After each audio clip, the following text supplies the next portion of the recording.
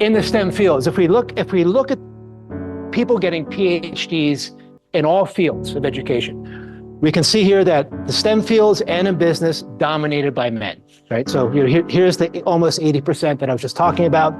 Math and computer science, 70%, physical sciences, about 65%, business, about 55%. And so the idea here is, DEI folks, meaning well, they look at this and they say, well, this is being caused by oppression. That's what's causing this.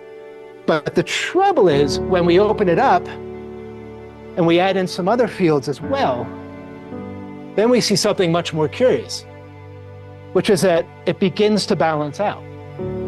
So social and behavioral sciences, biological and agricultural science, arts and humanities, we can see that the male versus female is starting to even out.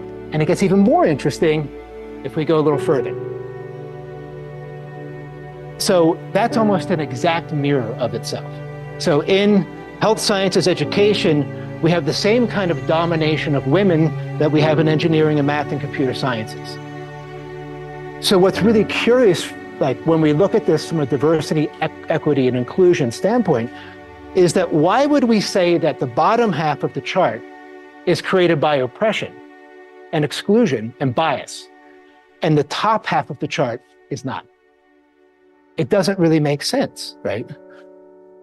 Doesn't really make sense. So the question that has to be answered is part of why we see this because of the free and open choices of men and women.